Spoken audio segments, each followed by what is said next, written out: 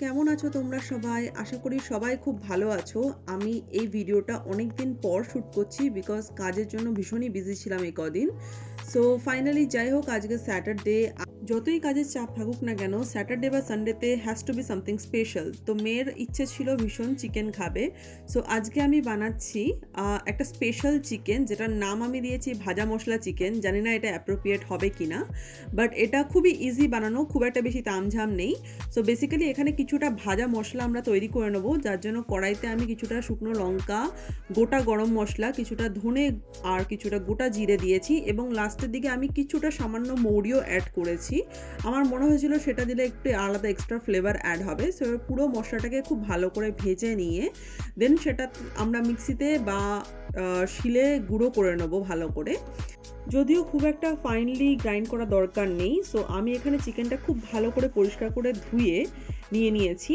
এবার যে মশলাটা আমি তৈরি করে রেখেছিলাম তার মধ্যে কিছুটা রসুন আর কিছুটা আদা দিয়ে খুব ভালো করে আমি সেটাকে কোর্সলি গ্রাইন্ড করে নিয়েছি। এবার চিকেনের মধ্যে ম্যারিনেট করতে হবে সমস্ত যে মশলাটা আমরা বেটে রেখেছিলাম সেটা দিয়ে, প্লাস নুন দিয়েছি, আমরা হলুদ দিয়েছি, কিছুটা সর্ষের তেল দিয়েছি, সামান্য এখানে কসুরি মেথি আমি একটু হাত দিয়ে ক্রাশ করে দিয়েছি, আর সামান্য একটু টক দই দিয়েছি। দিয়ে পুরো জিনিসটাকে খুব ভালো করে মাখিয়ে বেশ মোটামুটি 15-20 মিনিট মতো ম্যারিনেট করে রেখে দিতে হবে। যদি হাতে একদম সময় না থাকে তোমাদের তাহলে না রাখলেও চলবে। এবার আমরা যে পেঁয়াজ আর টমেটো নিয়েছিলাম, পেঁয়াজটা আমি ছাড়িয়ে রেখেছিলাম আগে, তো সেটাকে আমি একটু ভালো করে চপ করে নেবো। যদি তোমরা চাও এখানে হ্যান্ড চপারের ইউজ করতে পারো, বাট আমি করিনি, তো আমি নর্মালি এরকম ছুরি দিয়ে এটা কেটে নিচ্ছি। এবার স্ট্রেট আমরা যাব রান্নার প্রসেসে। সো কড়াইতে পরিমাণ মতো তেল দিয়ে তার মধ্যে পেঁয়াজটা দিয়ে আগে খুব ভালো করে ভেজে নিতে হবে। পেঁয়াজটা ভাজা ভাজা হয়ে গেলে তার মধ্যে স্ট্রেট আমরা যে ম্যারিনেট করা চিকেনটা রেখেছিলাম সেটা দিয়ে দেব এবং লো ফ্লেমে খুব ভালো করে একটু হাতের সময় নিয়ে এটাকে কষাতে হবে। চিকেনটা যত ভালো কষবে তত ভালো স্বাদ হবে। আর এখানে আমি কিন্তু চিকেন কষানোর জন্য কোনো জল ফার্স্টে ইউজ করিনি, এটা সম্পূর্ণ চিকেনের নিজস্ব জল। এই দেখো এখানে জলটা শুকিয়ে এসছে এবং চিকেন যখন হালকা মোটামুটি সেদ্ধ হয়ে গেছে, তো আমি টমেটো কুচিটা অ্যাড করে দিয়েছি। এখানে তোমরা দেখতে পাচ্ছ চিকেনটা মোটামুটি 50% কুকড হয়ে গেছে।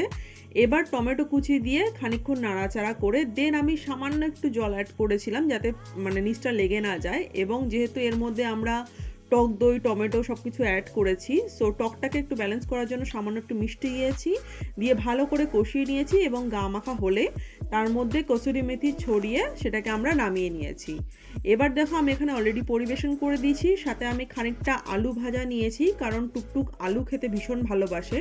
আর এখানে যেহেতু আমি আজকে চিকেনে কোনো আলু ইউজ করিনি সেজন্য আমি আলাদা করে সাইডে আলু ভাজা রেখেছি এবং স্যালাডটা তো মাস্ট। আর এখানে তোমরা দেখতে পাচ্ছ টুকটুক অলরেডি নিয়ে বসে গেছে খেতে, আর ও আমাকে একটুখানি খাইয়েও দিচ্ছিল।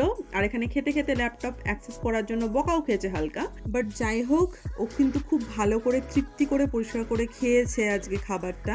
সো এটাই আমার তৃপ্তি এবং আমার রান্না সার্থক। সো তোমরাও এভাবে বাড়িতে বানিয়ে তোমাদের নিজেদের যারা লাভড ওয়ান্স রয়েছে তাদেরকে খাও। আর আমাকে অবশ্যই জানিও যে রেসিপিটা তোমাদের কেমন লাগলো, আর আমার পেজটাকে অবশ্যই ফলো করো এরকম আরও ভিডিওর জন্য। ওকে, চলো টাটা, বাই।